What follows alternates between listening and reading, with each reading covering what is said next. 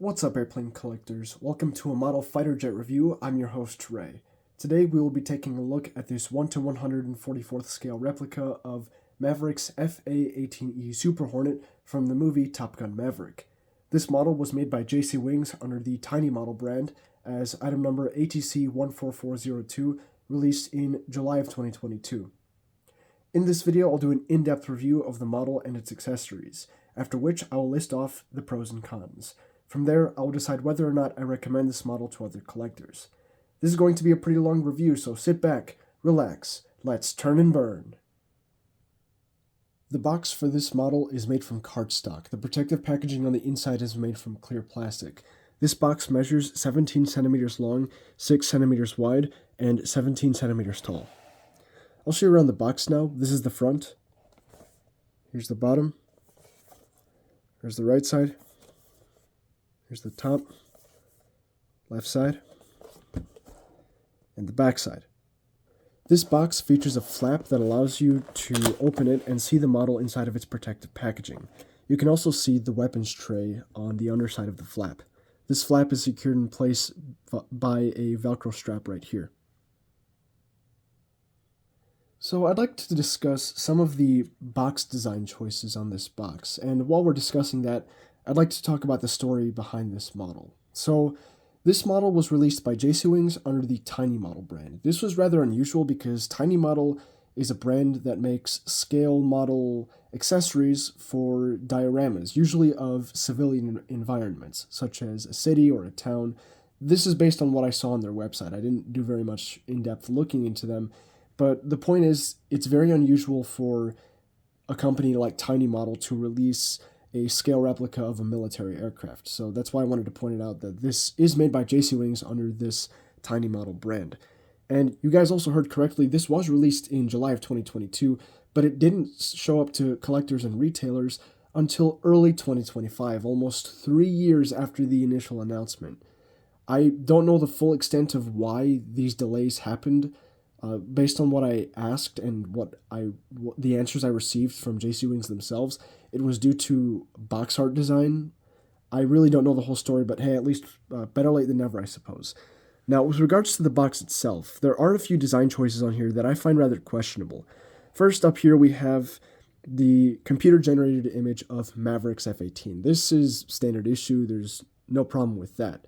The issue I have with it, though, is that if you look really closely at some of the features on this F-18, like the leading edge root extension shape, the intake shape right here, and just the overall profile of the aircraft and some of the smaller details like the antenna placement, you quickly realize that this image here is not a Super Hornet, but rather it is a Legacy Hornet. And Maverick's FA-18 is the newer, larger Super Hornet, not the older, smaller Legacy Hornet right here. So this is incorrect. And this is also an issue with the 1/72 scale version that JC Wings released. It's a different image, but it's still a Legacy Hornet, when the model inside the box is actually a Super Hornet. Now also, here on the side of the box, we have a picture of Maverick's F-18. Remember this picture because it shows up here on the back. This image right here, as well as this one here, these are not images of the model in the box, and they're not real-life images either. These are actually pictures from a completed 1/48 scale plastic kit from Revell, and you could actually look up these images online and you'll see them pretty quickly. So I don't know if they're supposed to represent the model that's in the box. I presume they are, but I can tell you with 100% certainty this is totally inaccurate and definitely not a representation of the model in the box. So that's technically false advertising, which I certainly don't appreciate.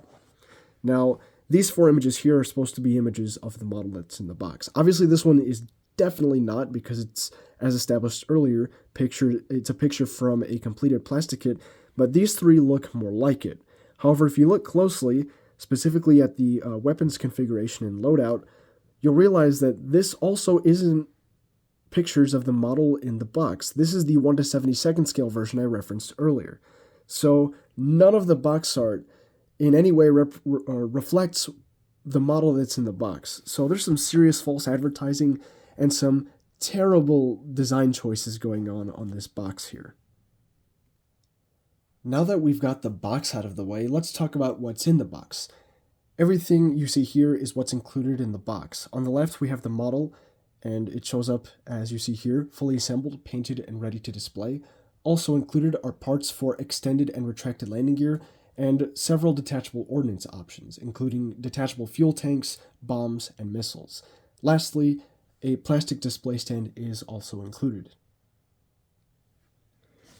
You also receive one of these little instruction papers, and these instructions tell you how to assemble the different accessories and where each different part goes in case you need a few pointers here and there. Overall, these instructions do a pretty good job of visualizing how to assemble the different parts, and it tells you where all of the parts go on the model. Here's the model itself. For the majority of today's review, I'll keep the model in the configuration you see here, landing gear extended with no detachable ordnance, but I will demonstrate what each of the accessories look like when they're attached to the model later in the video, so stay tuned. Let's do a quick 360 before I begin my review. The overall length of this model is 13.5 centimeters, the wingspan is 9.7 centimeters, and the height is 3.5 centimeters. These dimensions are roughly accurate to 1 to 144th scale. This model is made out of a combination of die-cast metal and plastic. All of the accessories are made out of plastic.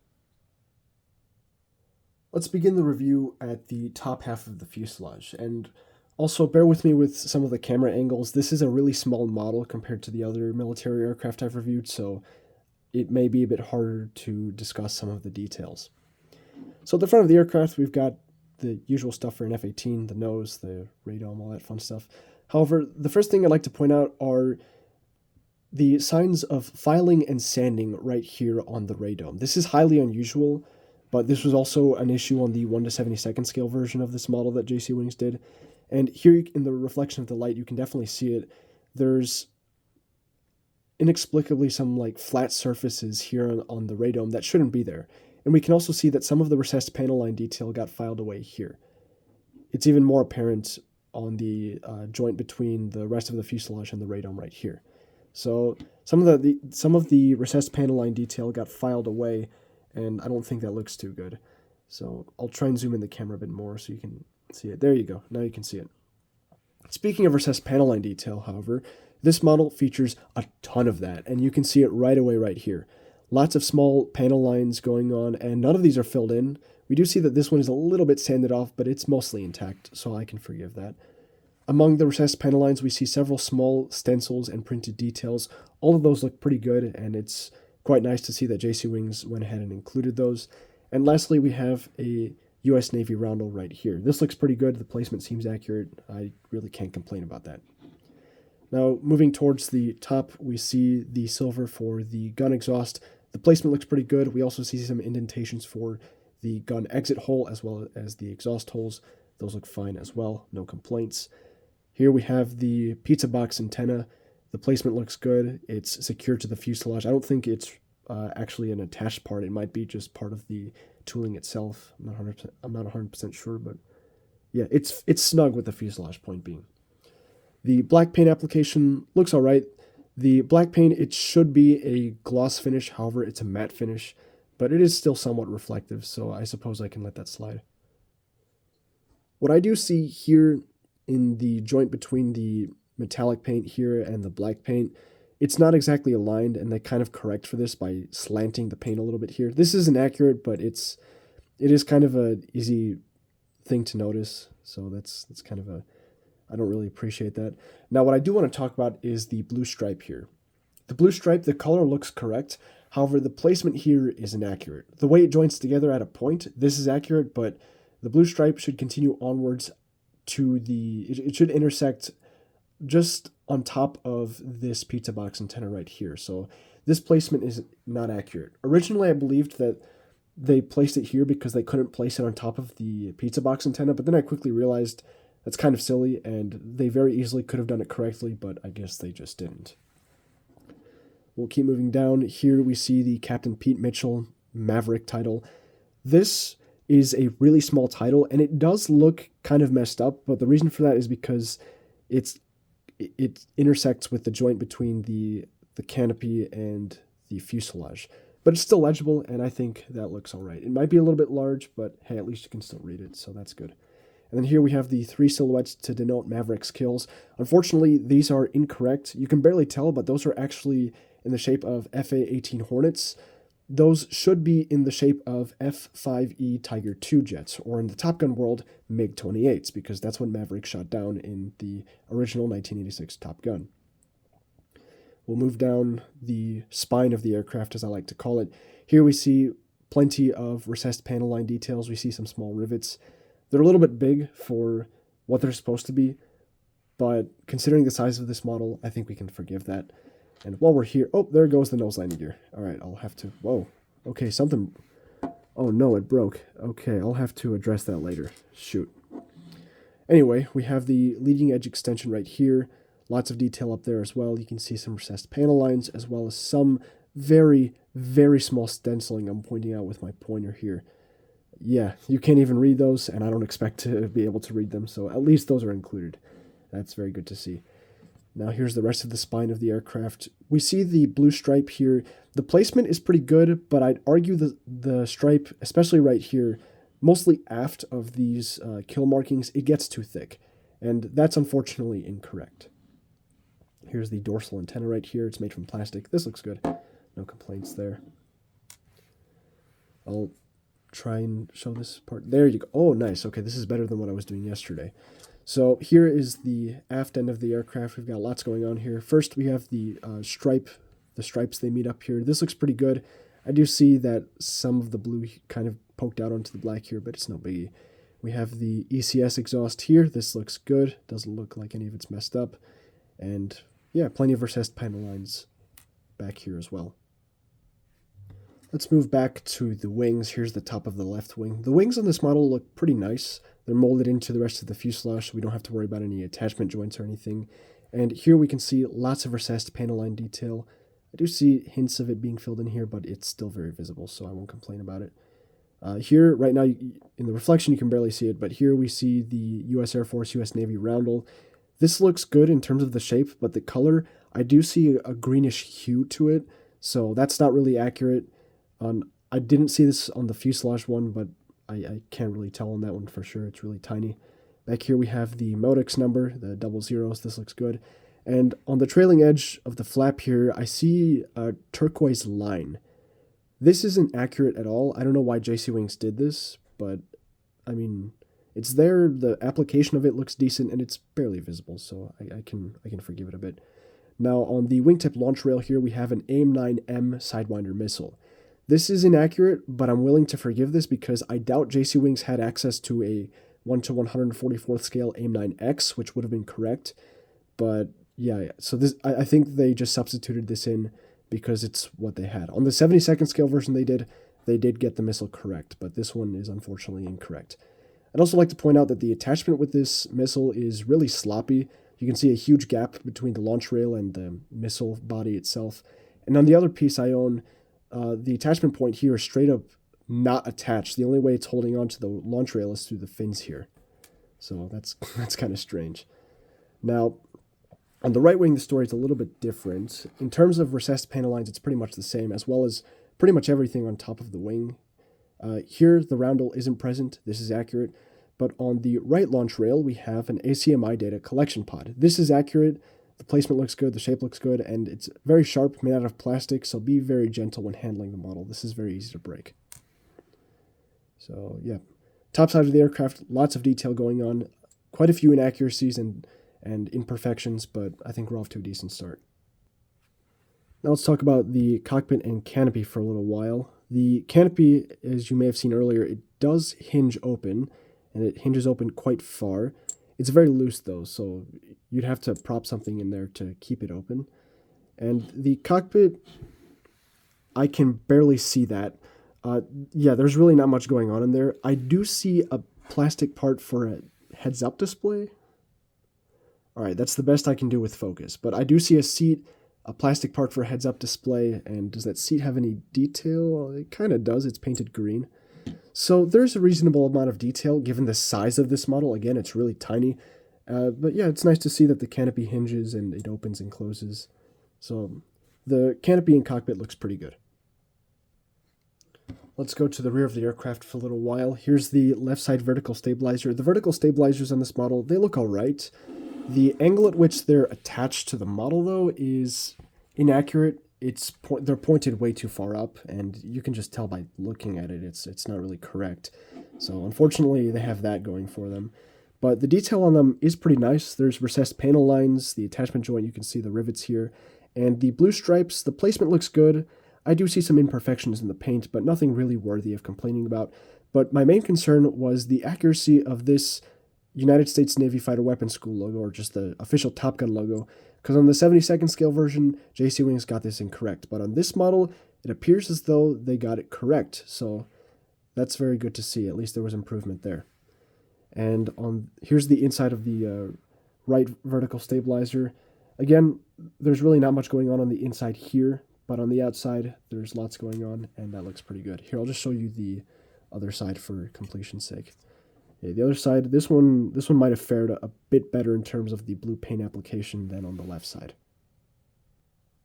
Now let's move on to the stabilators, and from there we'll go talk about the engine exhausts. The stabilators, they're permanently attached to the model. I should have mentioned this earlier, but yeah, there's no interactive control surfaces. There doesn't really need to be, but I've noticed that's kind of a feature on some military aircraft scale models. But these look pretty good. The shape is accurate. There's some printed detail on them, stenciling and such. That looks good as well, so no complaints there. And the engine exhausts, these look nice as well. I haven't really looked too far in. There goes the nose gear again. Ooh, jeez. But yeah, it's really hard to see in there. Let me try and bump it. There you go. You can see they do have some detail in there. But overall, these engine exhausts, they look all right. They're not exactly the correct color, but the gray, it's still, I think, within acceptable margins, I'd argue. Now, here's the bottom half of the aircraft. There's lots of business going on down here as well, and I'll do my best to talk about it. So we'll start from the front. So we looked at most of the fuselage details already, but here you can kind of see some of the stenciling on the right side of the aircraft. Now you can see that a bit better. Down here, we've got some more signs of filing, and then we start seeing some of our communication features. We've got an antenna right here and here. Be very careful with this one because putting on the gear parts, it's very easy to break them. And here's the extended nose gear part. I'll actually remove the landing gear for now, so you can see the interior of the gear bays there. The gear bays, they look really nicely detailed. They're painted a nice white color, so that's good. Looks accurate. Here's the engine intakes. Those look all right. Yeah, here we see a pretty obvious seam line. That's kind of annoying to see, but again, size of this model, that's going to be the saving grace for it with a lot of these imperfections. Here's the main gear. Let me remove the landing gear themselves. But yeah, you can see the gear doors are still in place and the gear bays are pretty good. What I would like to point out is this little gap right here. This is to attach one of the gear struts, but that isn't included because it would be so stupidly small and a pain in the neck to attach. So I'm glad they didn't include it in the first place. Here's the bottom of the right wing, and then here's the corresponding U.S. Air Force roundel. Again, the color looks inaccurate, but on the fuselage, the color does look accurate. So I don't know what happened there exactly. On the right engine intake, we have an inert AIM-120 AMRAAM missile. Unfortunately, this is inaccurate. Maverick's FA-18 never carried AIM-120s in Top Gun Maverick, and it never carried anything on this side of the aircraft as far as I'm aware. Here's the bottom half of the... Whoa, what happened here? We've got some interesting texturing going on at the bottom of the stabilators here. That is very unusual. And then here we have the tail hook. It's made from plastic. It's kind of flimsy, so be careful with it. And I'll move to the other side. On the underside of the left wing here, we have a copyright. It says TM, so a trademark and copyright 2024 Paramount Pictures. Originally, I didn't know what this meant, but one of you guys commented on my review of the 72nd scale version that had the same copyright, and you informed me. So you informed me about that, so thank you. On the left side here, we have an attachment, and here we have a laser guiding pod. It's fit pretty securely to the aircraft. I really can't complain much about it. Now, I was about to forget about this, but on top of the seam line here, this is kind of to be expected, but we also see a very ugly seam line right here, and this is present on the right side as well. So I'll turn the aircraft right side up. It's not as noticeable here, but what I do want to talk about is this right here. This is just a giant glue blob, and That's really not supposed to be like that. That really speaks volumes on the quality control here. And then same with the imperfections here. Youch. That concludes virtually everything I want to say about the model itself. Now I'm going to move on to the accessories. First, I'd like to talk about the landing gear. So here are all of the parts for the landing gear accessories. And here, so these three are the retracted parts. I'll talk about those separately. This is everything you need to attach for the main landing gear parts. I don't know about you, but that is way too much. And for reference, here's how small they are compared to a ruler. So on this side you got the inches, and on this side you have the centimeters. That's how small the parts are, and they expect you to attach those if you want to have the model with the extended landing gear configuration. I don't know about you, but in my opinion, that is absolutely ridiculous, and frankly, it's stupid. The only way you're attaching these is with precision tweezers. And here, I'll just bring up one of the parts to you. The detail on them is all right. There's plenty of paint defects, like some of the red paint spilling out. Okay, this one's actually one of the better ones. But some of the red paint spills out onto the gray there. That's not supposed to be like that. But if you look here, you can see a little extension. This is actually to help you attach the parts to the model. It's supposed to build friction. And yes, these are all friction-based attachments. There's no magnets or anything. That's kind of to be expected with a model with this size, though. And yeah, honestly, from the fact that you just have to assemble all of these parts alone, I really don't like these extended landing gear parts. And don't get me started on the struts themselves.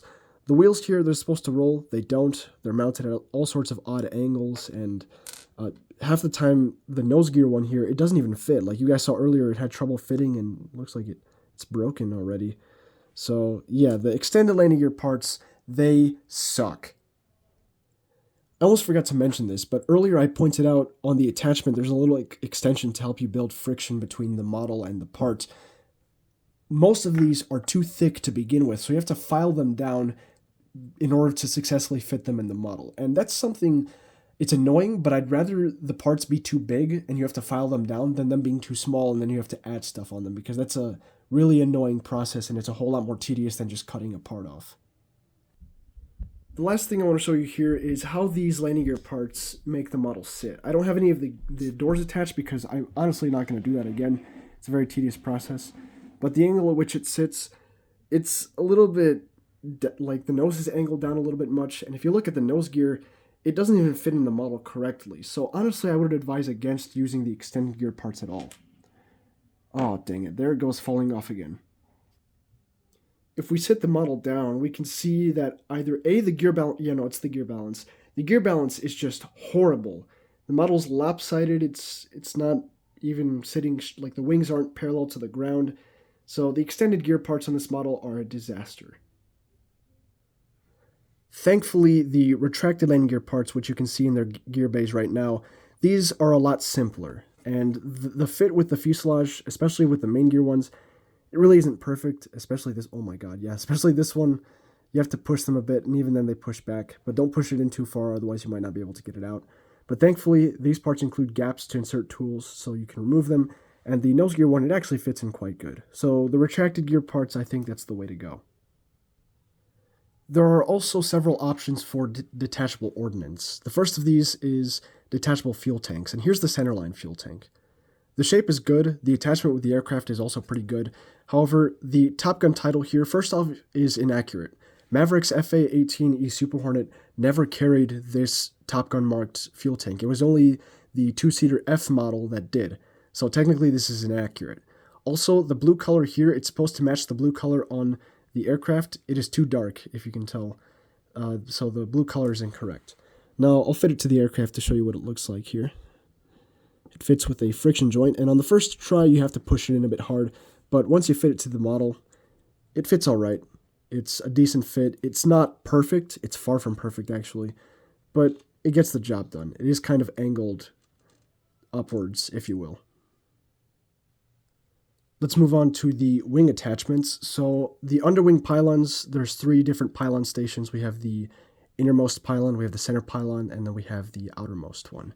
On the innermost pylons, the fuel tanks, the wing drop tanks that are painted gray, that's where they go.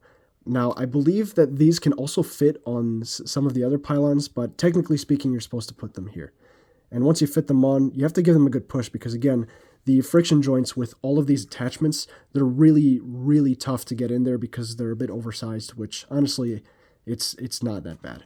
So once it fits in there not quite nicely, but it fits. It fits. That's the point I'm trying to get across. Now, we also have these inert GBU-12 bombs. I believe these are GBU-12s at least.